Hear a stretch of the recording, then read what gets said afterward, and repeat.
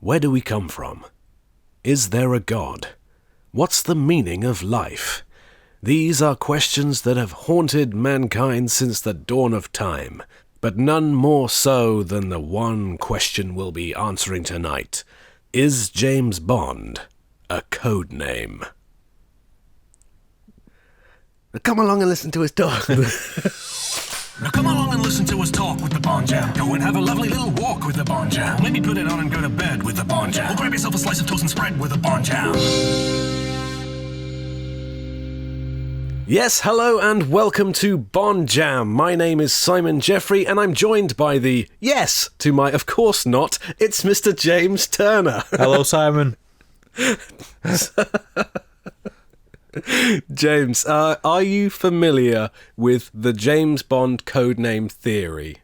I am familiar with the codename theory, and I'm sure there'll be lots to discuss on today's podcast. Yes, but first, James, we have a question. We put out a post on Instagram asking for questions, and we've had a question from Mr. Calvin Dyson. Okay.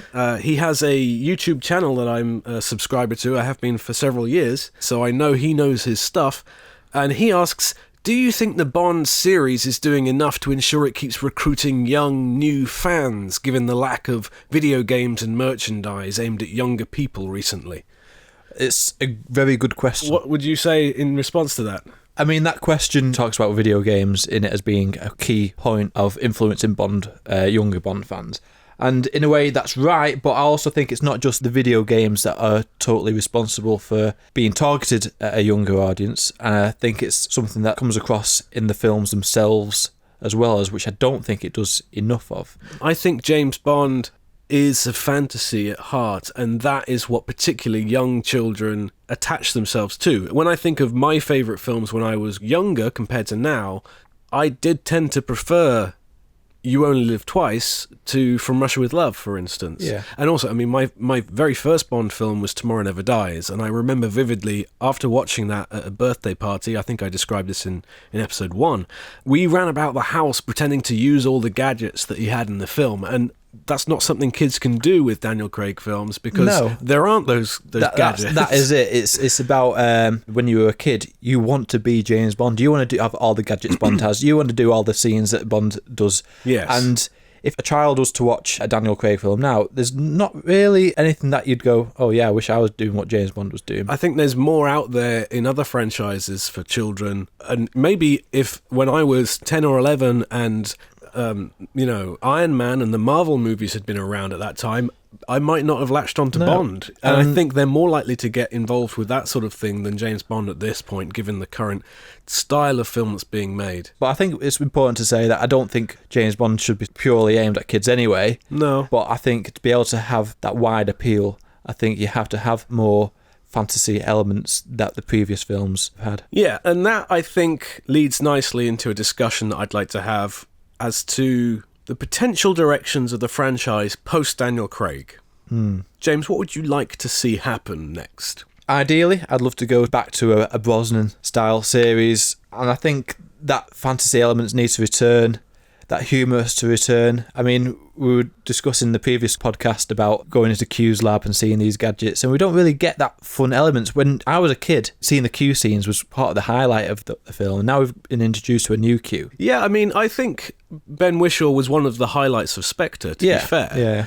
But I know what you mean. You don't have that same whimsy of what's Q up to in the background of those shots, and I do miss that. In terms of going forward, I'd like to see a return to that side of the series. Now, there is a reason that I'm asking you this. It will link back to the title of the episode, so if you've tuned in to hear what we have to say on that, then don't worry, we are going to answer it.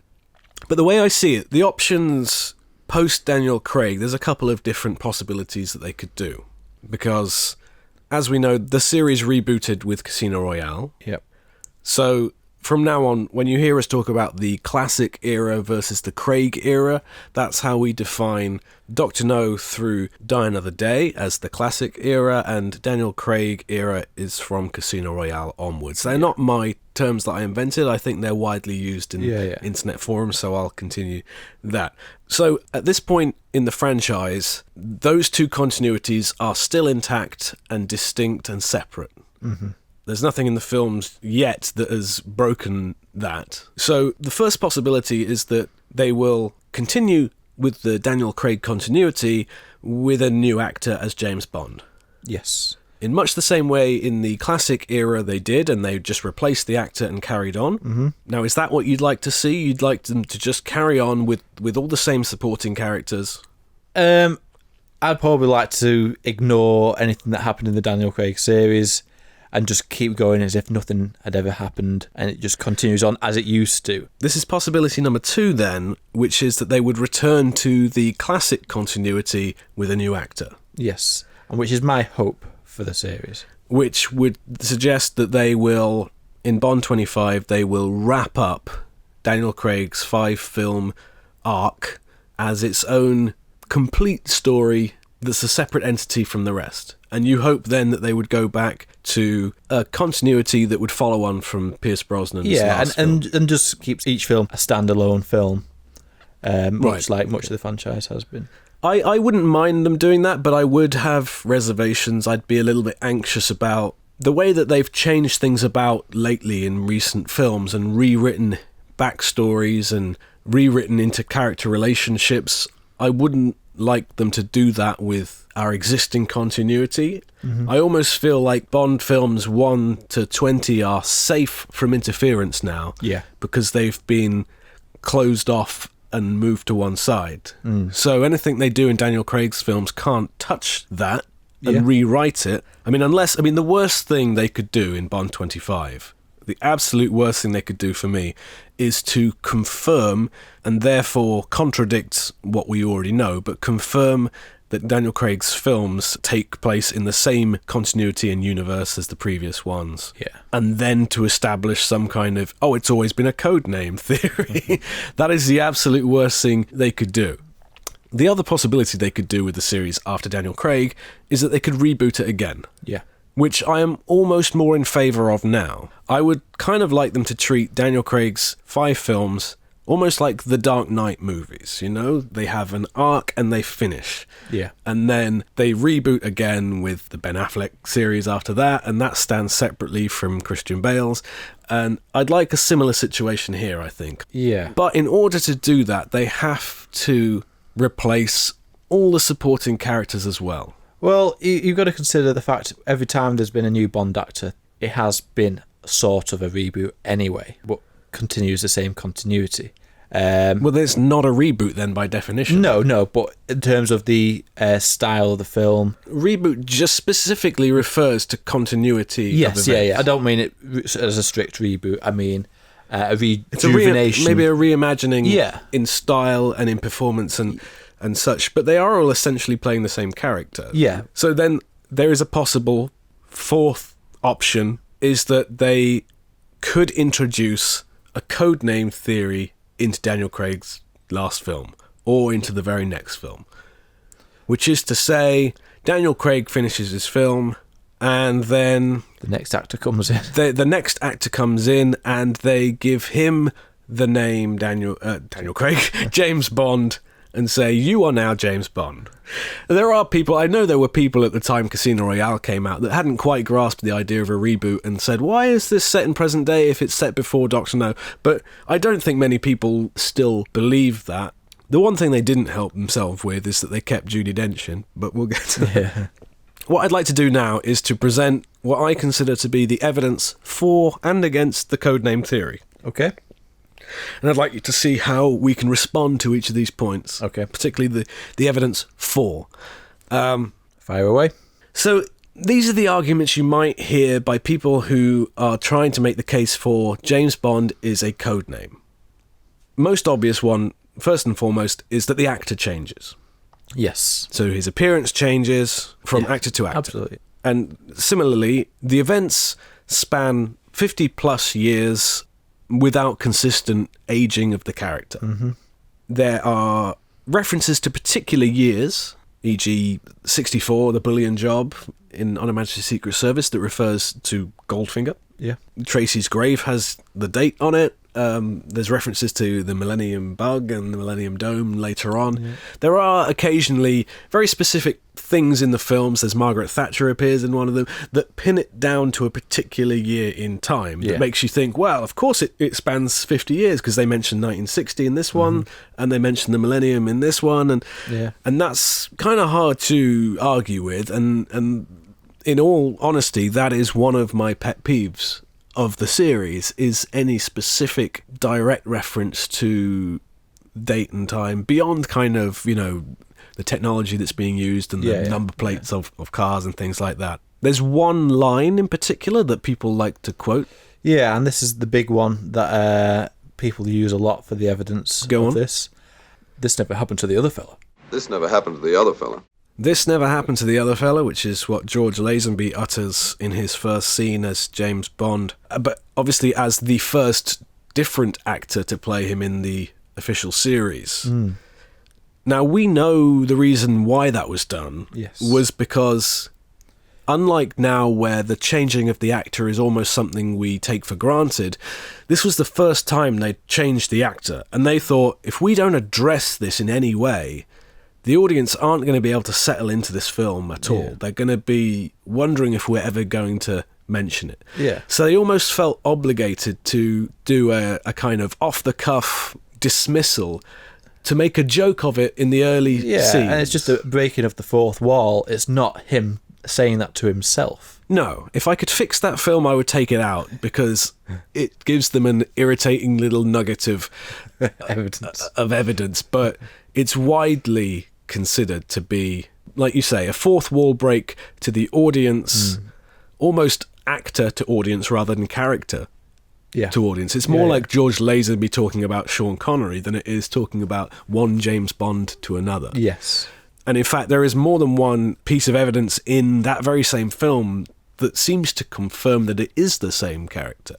And the only other real piece of evidence I could think that backs up an argument for not just James Bond being a codename, but the continuity being the same, is the fact that Judi Dench reprised her role as M in the Daniel Craig films. So you can see that as being the same character all the way through, and if that's the case, it must be a new James Bond, because Daniel Craig is given...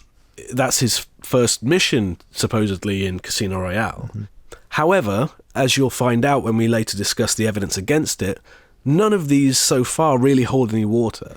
It is true to some extent that either side of the argument cherry picks the bits of evidence to suit their argument, and we ignore those bits. So you either ignore one or two things, or you ignore a hell of a lot of stuff. And that's how I see it. In order to disprove the codename theory, you only really have to say, oh, you just ignore that George Lazenby line.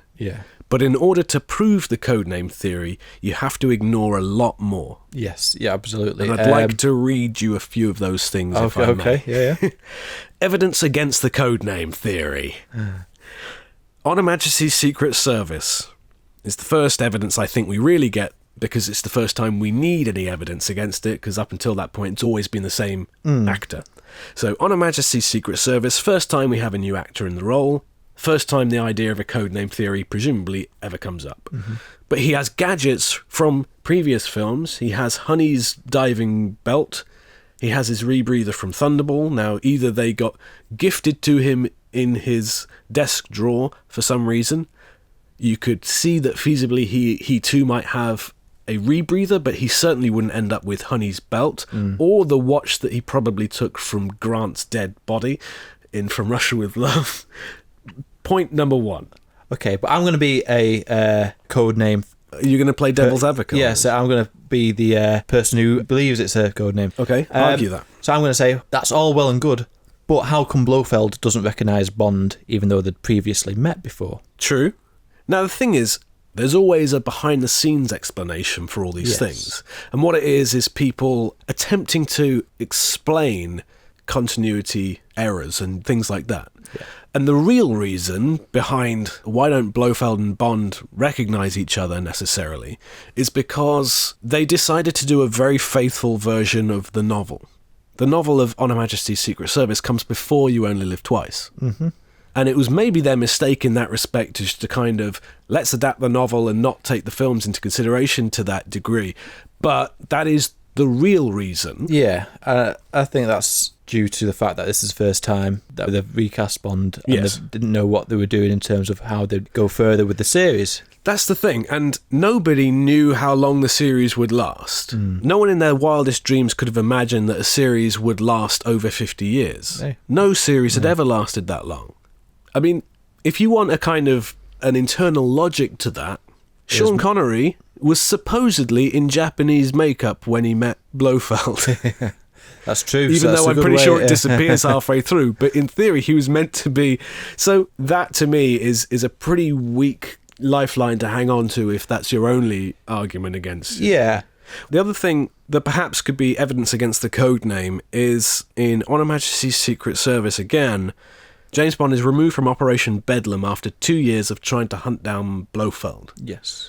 Now, 2 years is coincidentally the gap between On Her Majesty's Secret Service and You Only Live Twice, the film that preceded it, with Sean Connery. So we can only assume that Bond has been pursuing Blofeld since then. Yeah. What happens after James Bond thinks he's resigned and he answers the phone? Moneypenny puts him on 2 weeks' leave.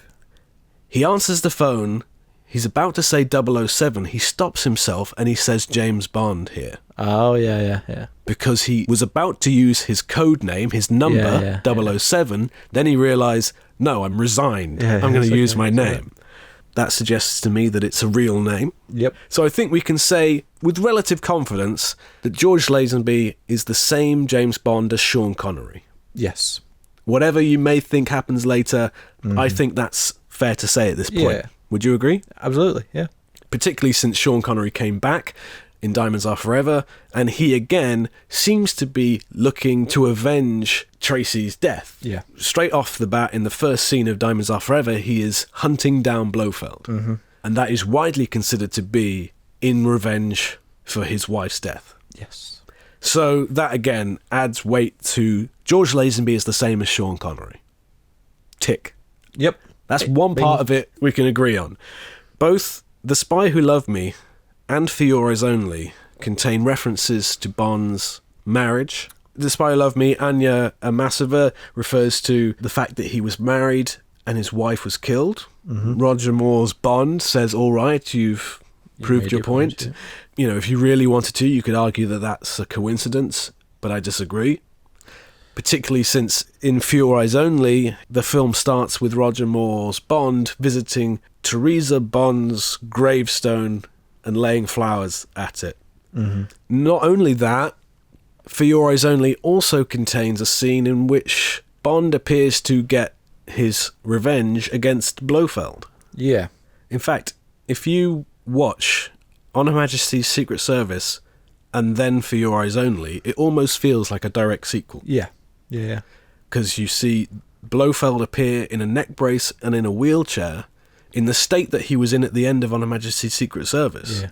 It's almost like Diamonds Are Forever didn't happen in a way. Yeah. So it's almost like the producer says, well, you know, let's do something in the spirit of that previous film, but the character continuity is still intact, and it makes deliberate references to the character's name. And I think it's very difficult to argue that's not the case now, with Roger Moore. The gravestone alone proves, in my head, there's no way that's not the same character. Yeah. So can we now agree that Roger Moore is the same James Bond as Sean Connery and George Lazenby? Yeah, of course. I cannot see, with that evidence you've just supplied us, And I know you're trying to. there's any other way around it. So then we move on to Timothy Dalton. And again, you start thinking, well, is it a code name then? Because he's changed. And you think, well, in License to Kill, again, we have a reference to James Bond's marriage, courtesy of Felix Leiter, who coincidentally is the same Felix Leiter from Live and Let Die. Yep. And I know Felix Leiter is a whole basket of problems in and of itself because of the changing actor, but the very point that they decided to make it the same one as a point of familiarity to make what happens to him more impactful. And it's clearly a relationship that they have had for years as close friends, not just as you're the new guy with that code name, you know? Yeah. James Bond is best man at his wedding after all the years they spent together. Now, you're not telling me that he was secretly best friends with someone else who then was given the code name of James Bond. Yeah. I'm not buying that. Then the codename theorist will come in now and go, well, Felix Leiter could be a codename. I will end you. Well, it's not. No. Do you know why I know that? Go on. Because if it's a code name, who gave him the code name? The CIA? Who does he work for in License to Kill? The DEA? He does not work for the CIA in License to Kill. He's changed jobs. Oh, yeah. So, yeah. He wouldn't have the same code name. That's true. In point of fact, do you know who James Bond works for in License to Kill? Nobody. Nobody. Yeah, he works for himself. If he had a code name and if he had a real name as well, he'd go back to that and he would presumably go back to his real James name. Bond rubbish. I'm going back to John Smith. So, with that in mind, and with the reference to Bond's marriage, but it was a long time ago, can we agree that Timothy Dalton is the same Bond as George Lazenby? Agreed. And therefore the same James Bond as Sean Connery and Roger Moore? Yes. Right. Evidence is stacking up. Then it leads on to Pierce Brosnan. Yes. James Bond is a commander in the Royal Navy before ever working for MI6. Mm-hmm. He is Commander James Bond. Yep. He's a commander in all of the actors' films. Yep. At least we haven't seen that in Daniel Craig's yet, I don't think. But that is a separate continuity, so it actually needn't be, if that's the case. Mm-hmm. But certainly he's a commander in Sean Connery's. He's a commander in Roger Moore's. M refers to him as Commander after he quits and runs away in License to Kill. He says, "God help you, Commander." Yep. And he's a commander in Pierce Brosnan's, as we see him in Tomorrow Never Dies, as well as references elsewhere. Also in Brosnan's Bond films, I think the most conclusive piece of evidence comes in The World Is Not Enough. Yep. Bond states that the world is not enough is his family motto. Yes. Now, we know that's his family motto from On Her Majesty's Secret Service. where he goes to meet Sir Hilary Bray. Yes. And they dig out his... At the College of Arms, and he gets shown the arms of Sir Thomas Bond. Mm-hmm. So it's a family name. Yeah. It cannot be George Lazenby's family motto and Pierce Brosnan's family motto if they're not the same James Bond. Yeah. That pretty much confirms, I think, that Pierce Brosnan is the same James Bond as George Lazenby. Yeah.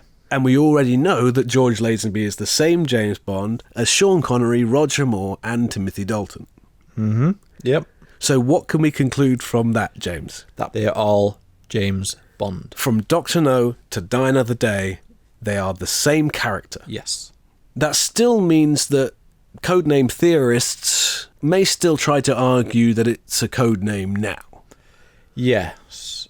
Or that it became a codename and Daniel Craig's is the same timeline, but a new James Bond. Yeah, and that kind of stems from the casting of Judi Dench's M. Now, I know the real reason, the behind-the-scenes reason for that. Martin Campbell explains it in the commentary, I think, or the documentary for Casino Royale, and it comes down to something as simple as they thought they'd be foolish to get rid of Judi Dench. Yeah. That said, I kind of wish they did. Yeah, yeah. Because it would have made it a little bit more clean and separate if they'd done that. But what we can surmise is that we know that Casino Royale is a reboot. Yeah. They told us that before the film was out. They told us they were rebooting it. Yeah, yeah. They told us in the film this is his first mission. He gets promoted to 007. Yes. He earns his license to kill. Mm-hmm. Which means we see him in Casino Royale before he earns his promotion. Yeah. What is his name before he earns his promotion? James Bond. James Bond. He's always been called James Bond. There are a handful of other references throughout, but the key ones are in Skyfall in particular. Skyfall is James Bond's family home. Yes. In Scotland. Mm-hmm. When he arrives there, he is recognised immediately by Kincaid. Yep. Who addresses him as James Bond. Mm-hmm. He hasn't seen him since he was a child. Yep. He doesn't even know what Bond does. He thinks M is called Emma in that film. Not only that, but we get absolute inarguable proof because James Bond sees his parents' graves at the house. Yeah. At the chapel. Yeah. Andrew and Monique.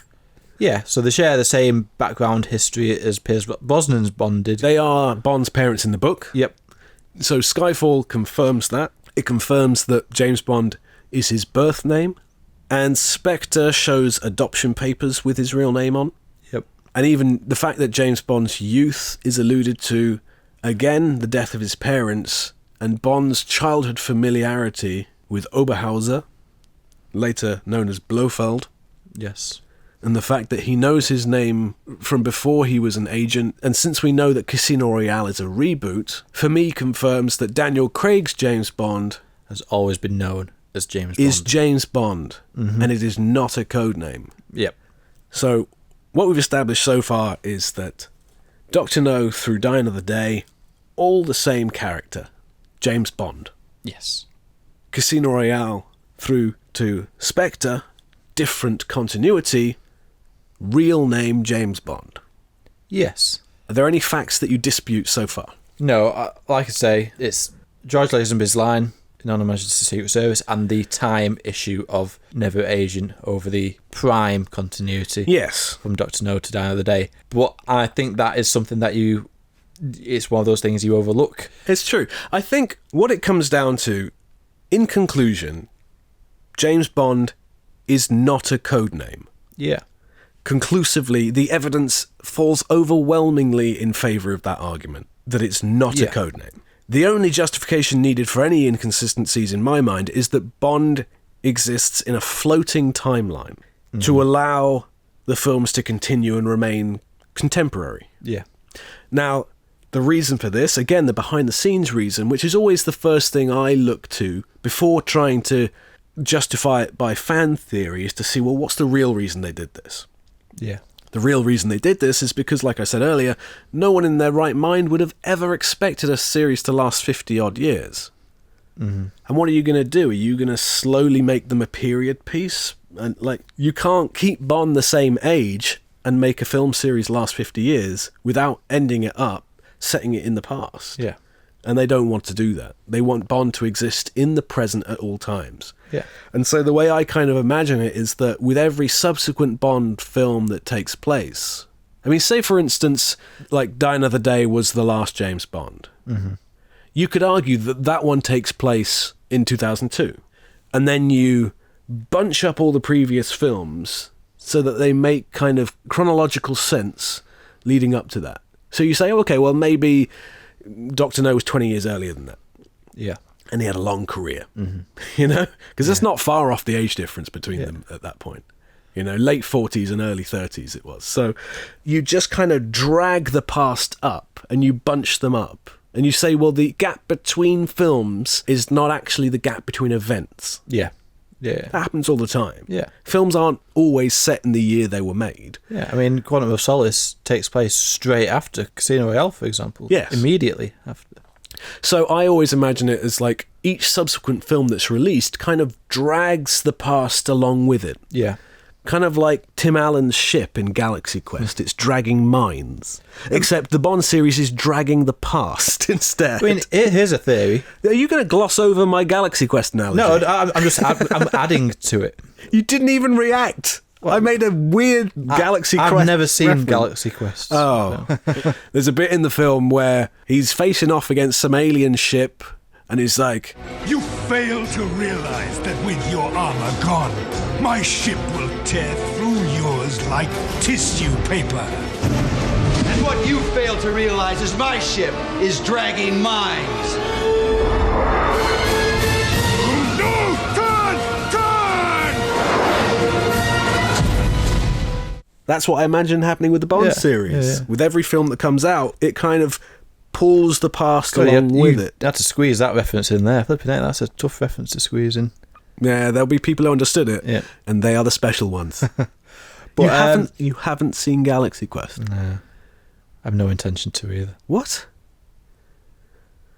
Oh.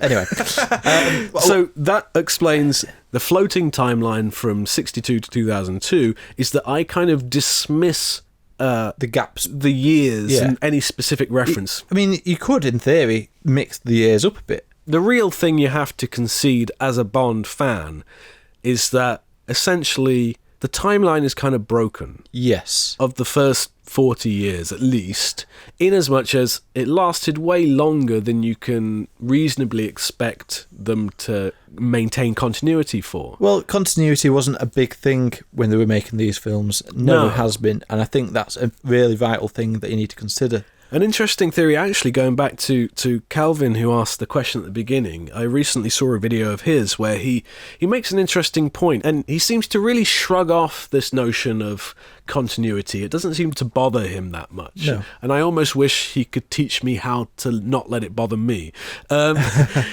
Because he basically sort of says, I kind of give each film a mulligan, he refers to it. In golfing terms, it's kind of a free redo. Yeah. It's kind of gives each one a bit of a free pass to be its own thing. Yeah. And It's certainly the way I look at it as well. well, it's very easy to do that up until the point where they start making them more direct sequels, Yeah. the Daniel Craig era and things like that. Certainly for the first sort of 20 films, they didn't really make too many references to previous events, and when they did, it was more seen as a kind of Easter egg than a pivotal plot point. Mm-hmm. In that case, how do you consolidate the continuity issues in your mind if it's not a codename? Yeah. The lack of aging over a 40-year period, the changing of appearance and things like that. And I kind of just attribute it to being slightly broken, but slightly above the reality of time. Mm-hmm.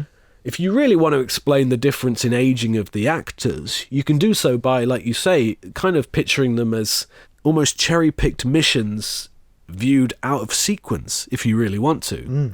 Let's say, for instance, that you dismiss any reference to specific years in a film. So if it ever refers to 1999 or 1960 or whatever, you ignore them and you go, well, you know what? I'm going to view it as if the films where he's older are just later missions in his career. Yeah.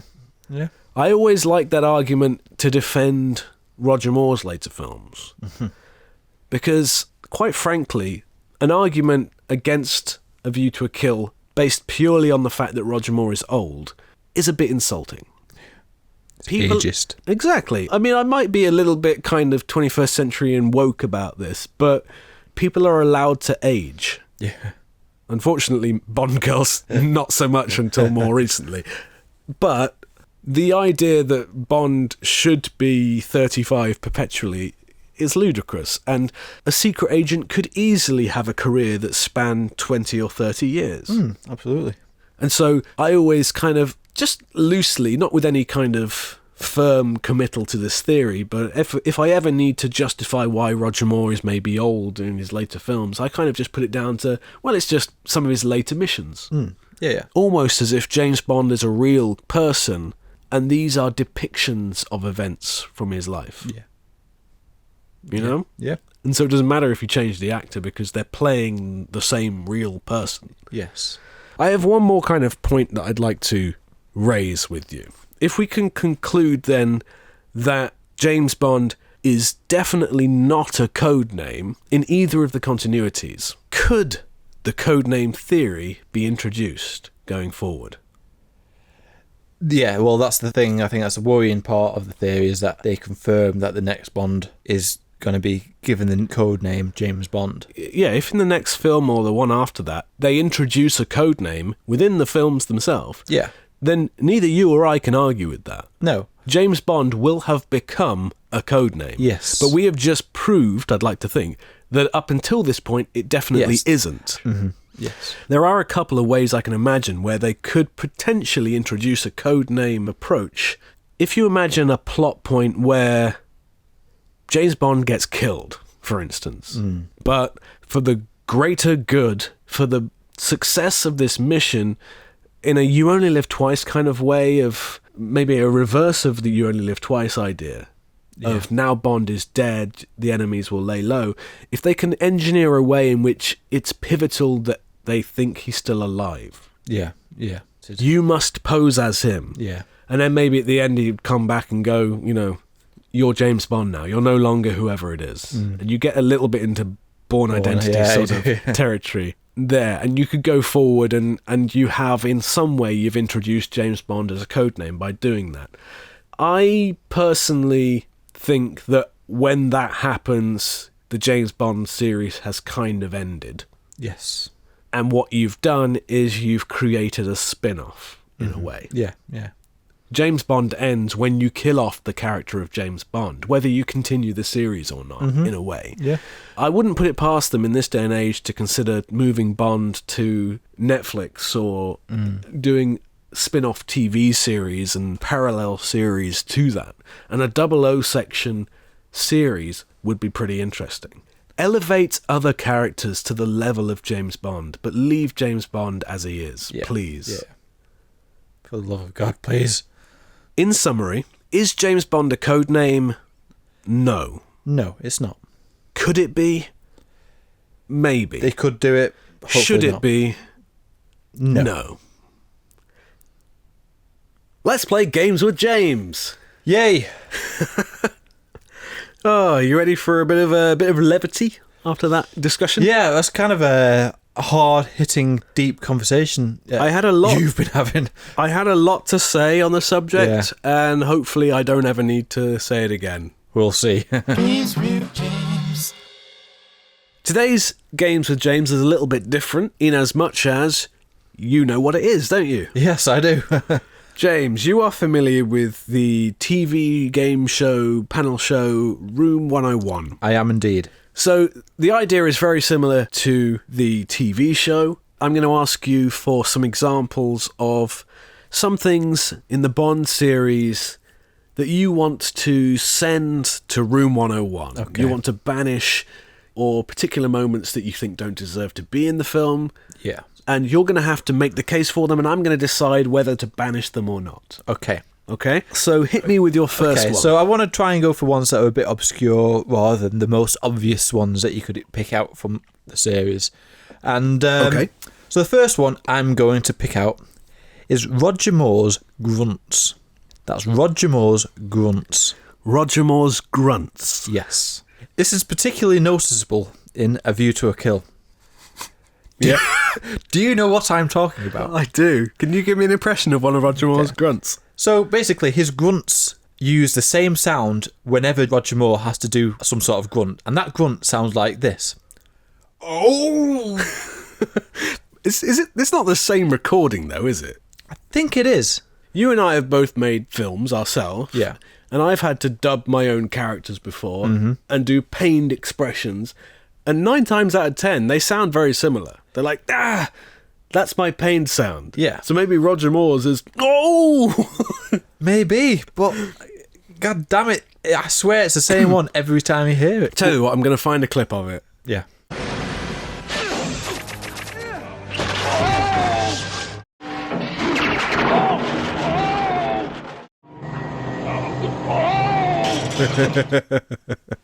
You know what? Having listened to it, I'm not convinced it's not the same recording every time. Yeah, and I might be a bit harsh in putting it in Room 101 because there is a bit of a charm when I watch A View to a Kill. It brings a smile to my face, but they could have used an alternate grunt. Well, I hear what you're saying, James. I know that it is a bit goofy and it's not the sound that you can ever imagine any of the other James Bonds making. But for that reason, it is so distinctly Roger Moore that I can't possibly send it to Room 101. That's fine. It makes me smile just thinking of it. And I can't. I'm sorry, James. Okay. What's your next one? My next one, you're not going to like this. Go on. So this is on Her Majesty's Secret Service. With the whole film? No. Don't. I'm just saying with the film that it's from. Okay. This is the thing that really, really winds me up about this film. And that is James Bond impersonating Sir Hilary Bray. And when I say impersonating, I mean having exactly the same voice as Sir Hilary Bray. You mean having been dubbed by George Baker, the actor? Absolutely. Even to the point where he says a line when he first meets Sir Hilary Bray, and it's George Baker saying it to George Baker. Yes, I know the line. What's the line? Where do I go for this meeting? They're being a bit canny about that. They want me to send a description of myself. Tactfully adjusted to favour me. Yes. And then he does that voice for the rest of the time he's pretending to be Hilary Bray, which makes no sense at all. Is it because they've heard him on the phone before? But people sound different on the phone anyway. Now, in defense of that, you can see why they'd think it was a clever idea to show how good Bond is at his disguise. And like you say, if they were familiar with him at all, then that only cements his disguise further. And it's done convincingly enough, technically, that it doesn't rip me out of the film. It rips me out of the film when he switches. For example, when he goes to his hotel room. Hello, you old devil. Excuse me, yes? Quite undeniably, yes. I admit that it's slightly jarring when he switches, particularly when he impersonates George Baker to his face. Yes, and that's the bit I really, really hate. And I see the look on George Baker's face, and I think his face is what I'm feeling at the time as well of watching it. Like, But in the defense of that, I see why they did it from a character building and from a intrigue building perspective. It's not done so badly that I find the film unwatchable. I still love the film, and that doesn't stop me loving it. That said, for the reasons you've said, coupled with what is the real kicker for me, is that we only got one George Lazenby film. yeah. And he doesn't get to use his voice the whole way through that. And for that reason, despite loving the film, I am going to send George Lazenby's dubbed voice to Room 101. Bye, George Lazenby's dub voice. That was it, burning in hell, apparently. Have you got another one? Okay, so another obscure one. Okay. How angry MI6 are in The Man with the Golden Gun. Every time I watch that film, everybody is angry at each other. Now, the scene that springs to mind is the bit where they're on the half-sunken ship and they're having a meeting and it's like, shut up, Q, and Bond's getting told off. Scaramanga got away. Yes, sir. The car, the sprouted wings. Oh, that's perfectly feasible, sir. As a matter of fact, we're working on one now. Oh, Q, shut up. Well, communications aren't picking up the signal from the Homer she has supplied by Q. Rubbish! They're simply not stepping up the reception sufficiently to enable... Oh, shut up, Q. But it's not just that scene. It's Moneypenny's angry at Bond. Yep. Because they couldn't find the bullet. Because they couldn't find the bullet. It's like their anger makes me feel sad. Yeah. When I watch that film. You want to watch a film that will make you happy about how M treats Bond? Yeah. You want to know what film you should watch? Moonraker. Yeah, you're right, yeah. He has that little shared secret of like, oh, you are onto something, you better take 2 weeks leave, go to Rio, nod, nod, wink, wink. There's no reason for M to be so grumpy and annoyed. I mean, it goes further than that. M, at one point in that film, says, I almost wish that Scaramanga had a contract on you. what the hell? Yeah, honestly. He's furious in that film. Do you think they were angry because they were in a crap film? Yeah, I can only presume that tensions were high. Tensions were high between Cubby and Harry. Yeah. Maybe writing angry characters feels like you're doing more drama in your screenwriting. You know. Yeah. I don't need to go on. It's going into Room 101, James. It's one of the many things wrong with that film, and it deserves to be gone. Yes. Get out. It goes. Have you got another one? Okay, this is a bit of a weird one. Go on. Okay. I like the look on your face already. Okay, because so we've mentioned The Man with the Golden Gun there, which is one of the worst Bond films in my opinion. Yeah. As is Down of the Day. So that's the one I'm picking from this time. The grace with which that director... Sorry, that's a previous episode. Yeah, so there's many things wrong with Down of the Day. Agreed. So I'm going to pick one of the more obscure ones. Go on. And that is the sex scene between Jinx and Bond. I mean, I visibly made a face then as you said it. Yes. Didn't I? I didn't even know I'd done it. But there's something really, really uncomfortable when you see that scene. I don't know how to describe it. Try. It's sweaty. Yep. I feel it's too graphic to be shown in a Bond film. It does feel like they made a conscious decision to push the envelope further. I mean, if you were in Cuba, you probably would be sweaty. But I know what you mean. It seems out of character for a Bond film to be that explicit in its love scenes. It's just not done with any sense of class or grace, despite what the review said. Yeah. It feels dirty and sweaty, and it sounds like I'm describing a really gritty piece of cinema, but that is not what Die Another Day is. Yeah, it doesn't match the tone of what the film is. I kind of understand what they were going for, in the sense that Bond has not long since been freed from captivity in Korea. Mm-hmm. He's travelled to Cuba, he's got himself freshened up and shaven, and he's wearing nice clothes and drinking nice things for the first time in a long time. He's enjoying himself, and I guess the very next thing he wants to do is probably sleep with someone. Yeah. But a sexually deprived, frustrated James Bond is not something I've ever been interested in seeing depicted. Yeah, so does that mean it's going to move more on? It's already there. Okay. See ya. Go. Well, you're doing pretty well, James. You've got 3 out of 4 so far. Yeah, okay. Have you got a last one? Can I've we got make a it last 5? one, but it is an obvious one. Okay. And that's going back to the man with the golden gun. Okay. And that is the whistle noise that we get when his car does a 360 over the river.